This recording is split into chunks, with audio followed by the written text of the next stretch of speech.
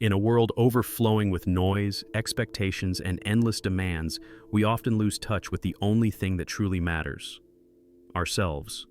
We wear masks, we adapt, we play roles. Somewhere along the way, we forget who we are beneath it all.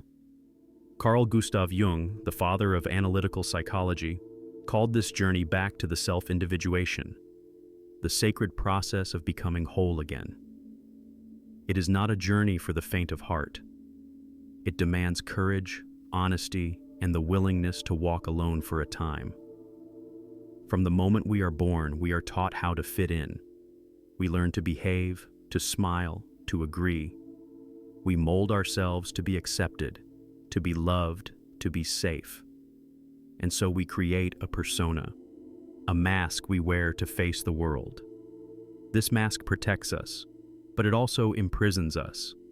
The more perfectly we wear the mask, the more deeply we lose ourselves beneath it. We become actors in a play written by others, forgetting that we once dreamed of writing our own script. But deep within, there is a voice that refuses to be silenced. It whispers in moments of quiet sadness. It shouts through the emptiness of achievements that should have made us happy, but didn't. It is the self, the true center of your being, calling you back to wholeness. The self sends signs: restlessness, discontent, that aching sense that even when everything looks fine on the outside, something is missing. This is not failure. It's your awakening. And the first step to awakening is the decision to listen. The moment you turn inward, the moment you choose truth over comfort, you begin to break the spell. You start to question: whose life am I living? Whose dreams am I chasing? Whose expectations have I mistaken for my own desires? This is the beginning of true freedom. But freedom comes with a price. You must confront what you have hidden away. The shadow. Jung taught that every person carries a shadow, a hidden self composed of everything we deny, reject, or suppress: our anger, our envy, our fear, our desires, all the parts we were told to hide, all the impulses that didn't fit the persona we built. The shadow doesn't disappear just because we ignore it. It waits. It acts through us when we are unaware. It sabotages our relationships, our dreams, our peace.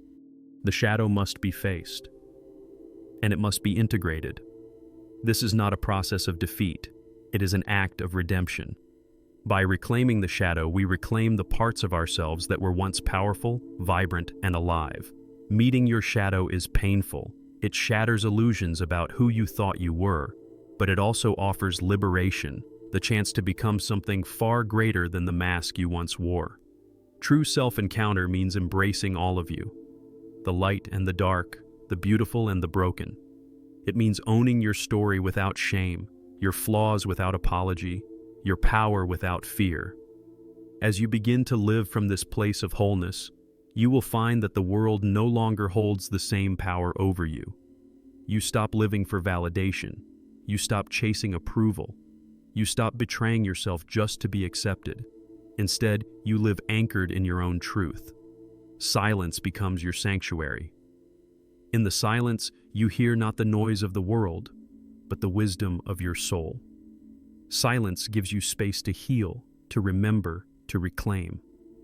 Through practices like meditation, solitude, and mindful presence, you reconnect with the self you abandoned so long ago. Real change does not come from the outside, it begins within. And it demands more than knowledge. It demands radical honesty. The path of individuation is not about becoming perfect. It's about becoming whole. You will lose people. You will lose roles. You will lose illusions. But what you gain will outweigh it all: your freedom, your clarity, your authenticity. When you no longer fear losing approval, you begin to gain something infinitely more valuable: yourself. Carl Jung said, "Until you make the unconscious conscious, it will direct your life, and you will call it fate." Facing your shadow is the first step toward making the unconscious conscious. You are not here to live by the expectations of others. You are here to live by the truth written into your soul. The journey back to yourself is not an easy one, but it is the only journey worth taking. And once you walk this path, no one and nothing will ever have the power to control you again. Not because the world changes, but because you do. You reclaim the throne of your own being, and in that sacred place, you are untouchable. Welcome home. Once you begin the journey inward, you will inevitably encounter a figure you have spent your whole life avoiding. Your shadow. Carl Jung described the shadow as the sum of all those parts of ourselves we deny, suppress, or reject. It is everything that does not fit into the image we try to project. Our anger, our envy, our selfishness, our fear, even our deep desires for power, recognition, or freedom. From a young age, we are taught what is acceptable and what must be hidden. We adapt because we crave love and safety. But in doing so, we exile huge parts of our authentic self. The shadow becomes the invisible twin of our persona, following us, influencing us, sabotaging us when we least expect it. The parts of yourself you refuse to face do not simply disappear. They fester. They grow stronger. They emerge at the worst possible moments, often disguised as fate. You lose control in a moment of rage. You sabotage a relationship because you fear intimacy. You procrastinate, not because you are lazy, but because deep down you are terrified of success. This is the shadow at work.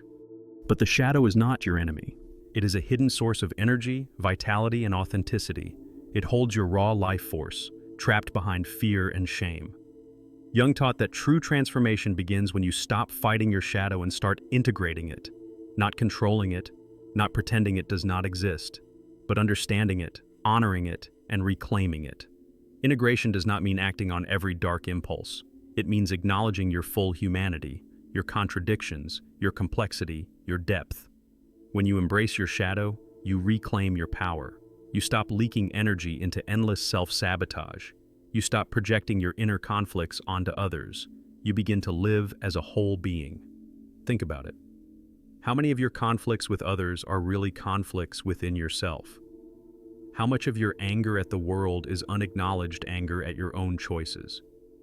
How much of your fear of betrayal is rooted in the ways you have betrayed yourself? Every time you are triggered by someone else, ask yourself, what part of me feels threatened? What part of me feels exposed? This is the voice of your shadow calling for attention, and every time you listen without judgment, you reclaim a piece of your soul. The path of shadow integration is not easy. It requires brutal honesty. It requires patience. It requires humility. The willingness to admit that you are not only your light, but also your darkness. It also requires compassion. You must treat yourself with the kindness you would offer a wounded child. Because in many ways, your shadow is born from wounds you suffered when you were too young to protect yourself. When you embrace your shadow, you also embrace your potential. Hidden within your suppressed anger is the energy to set boundaries. Hidden within your denied ambition is the drive to create and achieve. Hidden within your repressed fear is the sensitivity to sense danger and protect yourself. The parts of you you once hated become allies. They become fuel for your highest growth. As you integrate your shadow, something extraordinary happens. You become less reactive, less easily manipulated, less fragile. You are no longer a puppet pulled by unconscious strings.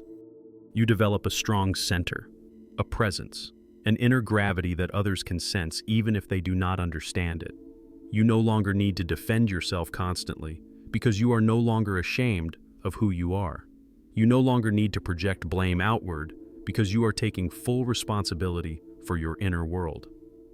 Jung said, "One does not become enlightened by imagining figures of light, but by making the darkness conscious." True enlightenment is not about escaping your humanity. It is about embracing it fully. Light without darkness is shallow. Goodness without awareness of evil is naive. Strength without knowledge of weakness is brittle. Wholeness includes everything: the noble and the shameful, the wise and the foolish, the beautiful and the broken. And when you accept your wholeness, you become unshakable. The world cannot shame you when you have already made peace with your own imperfections. Criticism cannot destroy you when you know and accept your flaws. Manipulation cannot trap you when you are aware of your triggers. Integration gives you inner freedom, the kind of freedom that no one can take away. You no longer need to prove anything. You no longer need to justify your existence. You are simply yourself, unapologetically and fully. From this place, real relationships are born. Not based on need, but on mutual recognition. Not based on masks, but on truth. And from this place, your life begins to change. Not because others change, but because your relationship to yourself transforms everything you touch. Shadow work is not a one-time event. It is a lifelong practice. You will always be discovering new aspects of yourself. You will always be peeling back layers of conditioning, fear, and denial.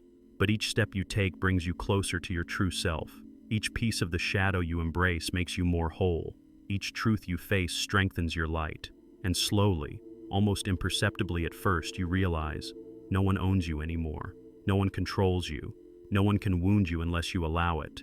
You are no longer a slave to your unconscious. You are free, not perfect, not invincible, but real. And that is where true power lives. The world honors authenticity, even if it does not always understand it. And the more authentic you become, the more you invite others to do the same. This is the gift of shadow integration. You heal yourself, and in doing so, you offer healing to the world. Your wholeness becomes a light, a beacon for others who are still trapped in fear and shame. This is not the easy path, but it is the only one worth walking. Once you start embracing your shadow and integrating the parts you once rejected, something powerful happens. You realize that your energy is not infinite. You realize that your attention, your emotions, your reactions are all currencies, and you have been spending them recklessly. For most of your life, you were taught that being available, responsive, and emotionally open was a virtue. You were conditioned to believe that quick replies, constant validation, and endless empathy made you a good person, a lovable person, a worthy person. But no one taught you the cost. When you are always available, you become predictable. When you are always responsive, you become easy to manipulate. When you are always empathetic, you attract those who feed on your compassion without ever giving anything back. Your emotional availability becomes a weakness, not a strength. Carl Jung understood this dynamic deeply. He knew that psychic energy, the life force that animates your mind and soul, must be conserved, guarded, and directed with intention. Without boundaries, your energy leaks out into every passing drama, every minor irritation, every emotional demand from others. You are left drained, exhausted, hollow. True strength begins when you realize not every battle deserves your sword. Not every cry for attention deserves your response. Not every relationship deserves your presence. Emotional detachment is not coldness. It is clarity. It is the wisdom to know where your energy belongs and where it must be withheld. When you stop reacting impulsively, you reclaim your power. When you stop justifying yourself to those who misunderstand you, you reclaim your peace. When you stop explaining your boundaries, you reclaim your dignity. Detachment is not abandonment. It is choosing yourself without apology.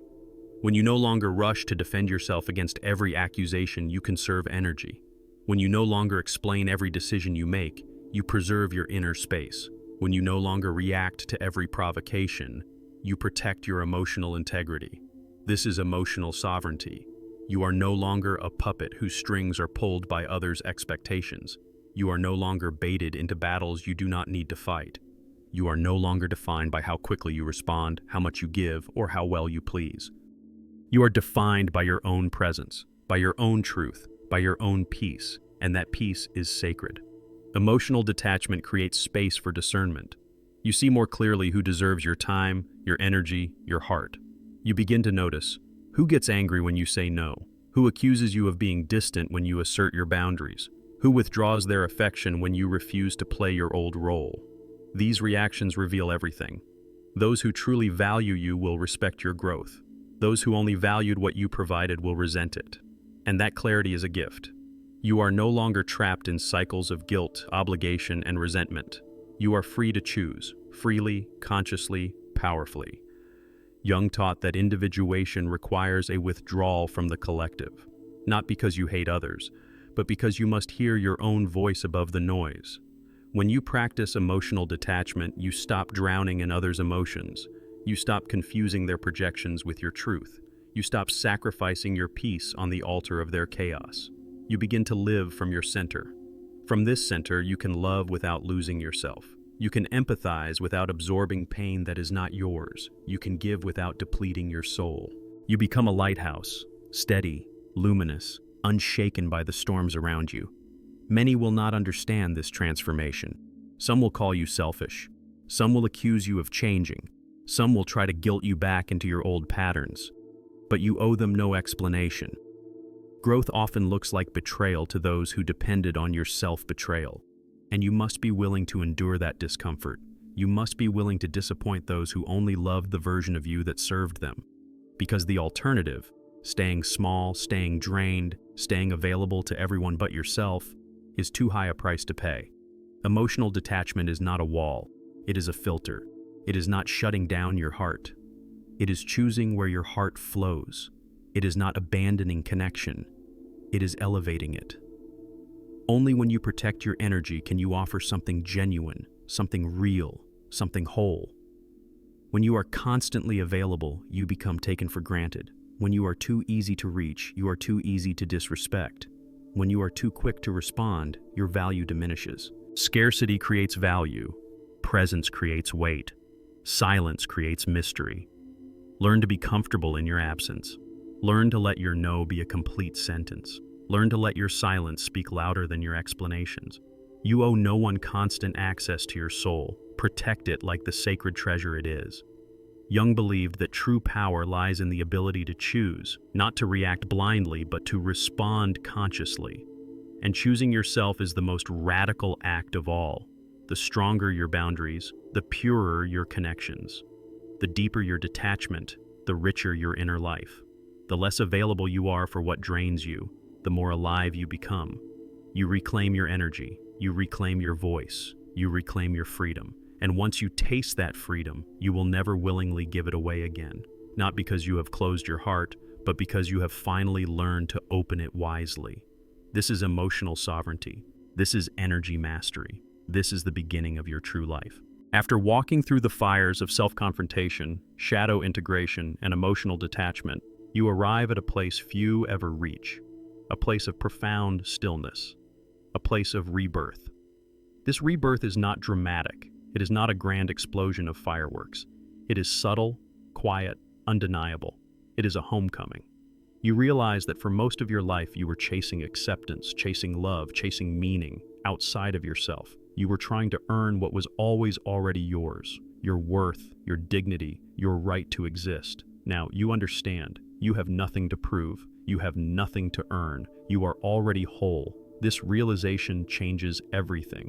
When you stop seeking validation externally, you reclaim the infinite well of strength within you. You no longer move through the world desperately trying to be understood. You move through the world embodying your own understanding. There is a serenity that comes with self-ownership, an inner gravity that draws the right people, the right opportunities, the right experiences into your life, not through effort, but through alignment. You are no longer trapped in the endless cycle of pleasing, performing, proving. You simply are, fully, freely, unapologetically. Carl Jung wrote, "The privilege of a lifetime is to become who you truly are." And this is what you have done. You have shed the false selves, the masks, the layers of conditioning. You have faced your wounds, your fears, your hidden truths. You have learned to guard your energy, to choose your battles, to protect your peace.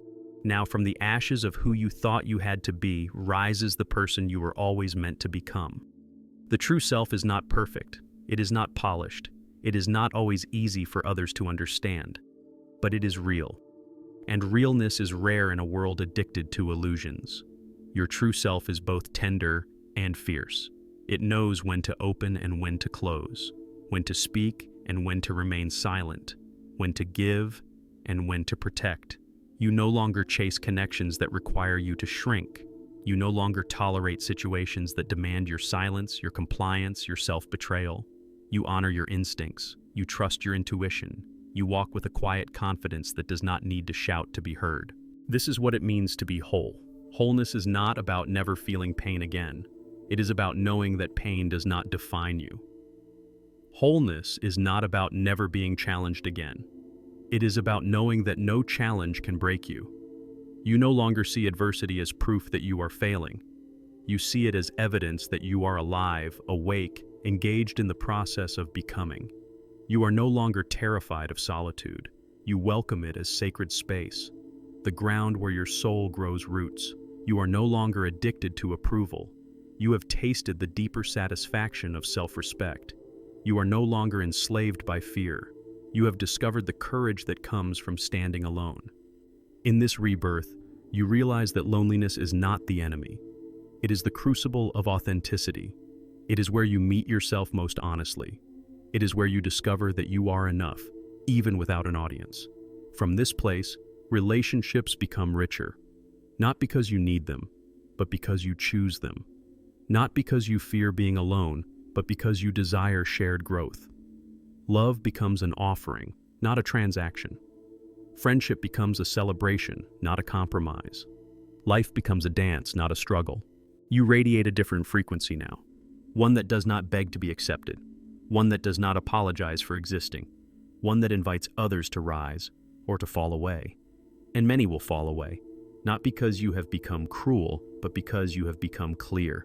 Not because you have stopped caring, but because you care too much about your own soul to sell it cheaply. This loss is not a tragedy, it is a purification. Your space becomes sacred, your time becomes precious, your energy becomes selective. And in this sacred economy of the soul, you thrive. You build a life based not on obligation, but on inspiration. Not on fear, but on truth. Not on scarcity, but on abundance. You understand that you are not for everyone, and you no longer try to be. You walk through the world less visible to those who seek to exploit, control, or diminish, but brilliantly visible to those who recognize authenticity, courage, and depth. This is true freedom. The freedom to be misunderstood, the freedom to be alone, the freedom to be yourself. Jung knew that individuation was not about becoming special. It was about becoming real. And being real is the rarest and most powerful thing you can be. The journey does not end here. It never does. Growth is infinite. Self-discovery is endless. But now you walk the path not as a seeker desperate for completion, but as a creator overflowing with life. You are no longer a prisoner of your wounds. You are the alchemist who turns wounds into wisdom. You are no longer a servant to others' narratives. You are the author of your own story. You stand in your own light. You walk in your own truth. You live in your own freedom. Nothing and no one can ever take that away again. Not because the world has changed, but because you have. You are whole. You are free. You are home. Welcome to your true life.